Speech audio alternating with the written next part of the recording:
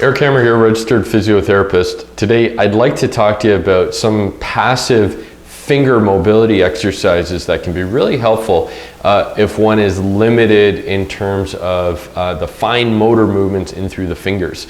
But before I begin, please hit that subscribe button below so you'll be notified about any new videos I have here on my channel.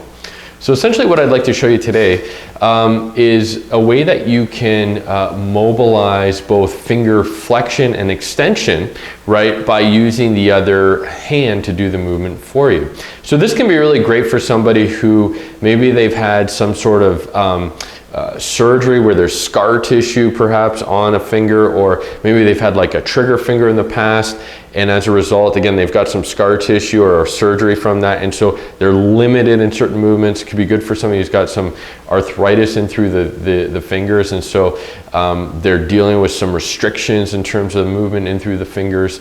So all sorts of different possibilities and reasons for this exercise. So let's pretend, for example, that my index finger here on my right side is limited in terms of bending, okay? So what I can do here is I'm gonna take my other hand, right, and there's something called your PIP joint and your DIP. So these are the two areas of the finger, so to speak, that where we bend from.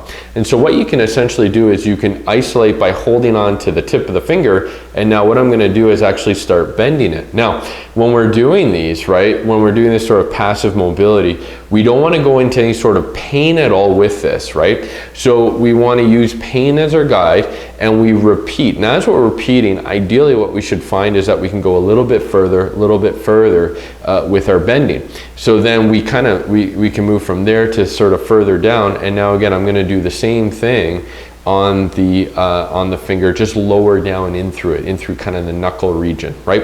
And so again, I'm just repeating this bending type of action, not going into pain, using pain as my guide in order to help to restore, right, that bending motion. So this is called passive range of motion in through both the DIP and the PIP joints of the finger in order to restore mobility.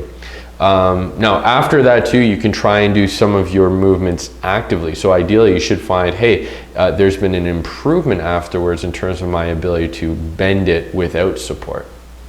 If you have any specific questions or concerns, feel free to leave a comment below, and please check with a physiotherapist to make sure that this exercise is appropriate for you. Thanks again for watching, and have a great day. Take care.